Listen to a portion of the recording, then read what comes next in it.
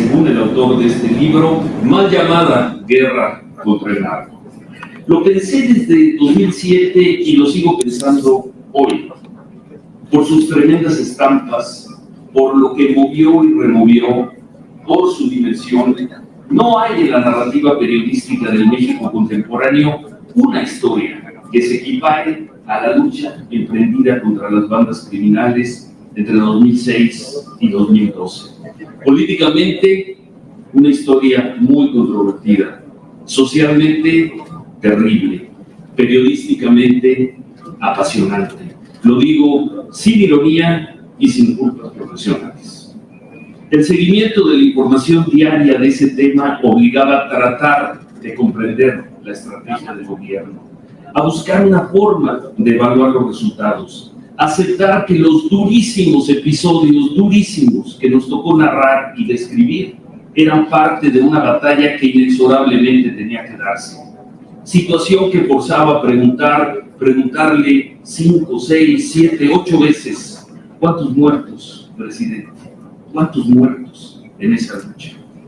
Y ahora, aquí tenemos la reflexión del comandante en jefe de las Fuerzas Armadas, presentada en el género de memorias de los hombres de Estado que han dejado de ser. La lectura del capítulo sobre la Estrategia Nacional de Seguridad, el primer capítulo de los retos que enfrentamos, me llevó también a releer aquel libro fundamental de Max Weber, El político y el científico, y a recuperar conceptos como el de intelectualización, que significa creer que todo puede ser dominado mediante el cálculo y la previsión. Weber nos enseñó hace más de un siglo que el sentido de la ciencia es comprobar la conjetura precisa, obtener los métodos para pensar. Por eso la vocación del científico no es, ni puede, ni debe ser la del político, especialmente cuando debe ocuparse de la política desde un punto de vista científico.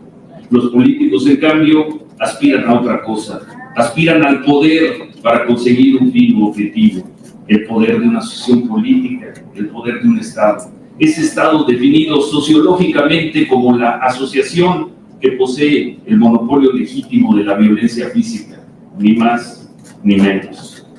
¿Quién escribió los retos que enfrentamos? Pregunto.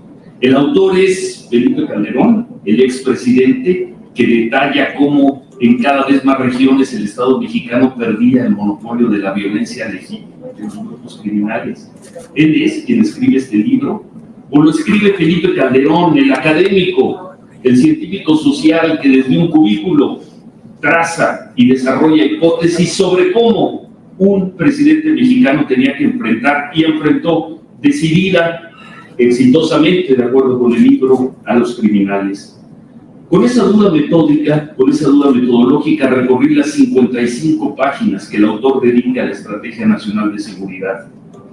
¿Quién es la voz autoral? ¿Es la del comandante en jefe que movió a decenas de miles de efectivos del Ejército, de la Marina y de la Policía Federal? ¿O es la del huésped de la Escuela Kennedy que, con tiempo y espacio para la reflexión y la ciencia política, reconstruye analíticamente, con evidente conocimiento de causa, un tramo dramático de la historia de México? Le pregunto, presidente, te pregunto, Felipe, como presidente es el presidente Calderón, como académico es Felipe Calderón, te pregunto en usted, te pregunto en tú, ¿quién recupera la analogía de Peter Lopsham sobre las fases predatoria, parasitaria y simbiótica de los grupos criminales? ¿Lo hace el político o lo hace el científico?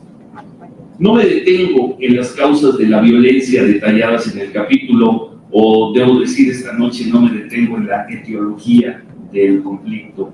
No me detengo en los orígenes, quizá debo decir esta noche, en la génesis del conflicto. No me detengo en los casos particulares en que, como periodista, tuve ocasión de preguntar, de cuestionar en su momento al presidente Calderón. No me detengo en Michoacán, en los policías federales torturados y despedazados en la Huacana. No me detengo en el Michoacanazo o en la leyenda del Chayo, no en Villas de Salvarca, en los migrantes de San Fernando, en el incendio del Casino Royal. De todo esto hablamos y preguntamos con absoluta libertad en su momento, y lo repito esta noche, 20 meses después, De todo eso preguntamos y hablamos con absoluta libertad en su momento. Ante todos esos episodios, escuché un presidente que decía lo que el autor de este libro subraya y repite: no había opción. El Estado mexicano estaba en grave riesgo. El ciudadano se había dado cuenta de que nadie lo protegía del crimen. Por eso había que actuar con toda la fuerza del Estado. El análisis del científico es impecable en este libro porque conoce como nadie el cómo y el por qué se tomaron las decisiones esenciales en el combate a los criminales. Me quedo en cambio con la duda de qué tan acertado fue el presidente de México en el diseño y aplicación de esta política pública, de esta Estrategia Nacional de Seguridad.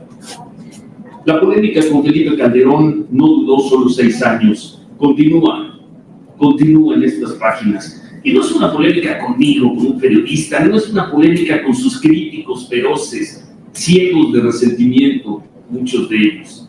La gran polémica, pienso, es con la actual Estrategia Nacional de Seguridad, la del gobierno del presidente Peña Nieto, que por lo visto mucho aprendió de la experiencia 2006-2012. Digo esto del aprendizaje en una doble vertiente. Una, aprendieron la estrategia y en lo fundamental la extienden, la replican, la continúan.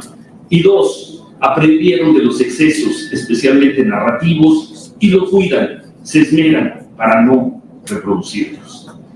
Me quedo con la frase postrera del capítulo 1 de este libro. La leí en pasado, la leí en presente y tengo pocas dudas de que la leeré en el futuro. Cito al expresidente Calderón, al científico social Calderón, comillas, antes de mi gobierno se debilitaban las instituciones de seguridad y justicia y el crimen se fortalecía. Ahora las instituciones se fortalecen y el crimen se debilita, se cierran comillas. Es una frase, podría decirse que complaciente, pero como periodista, como interesado en el tema, la comparto, presidente, la comparto, Felipe. Muchas gracias.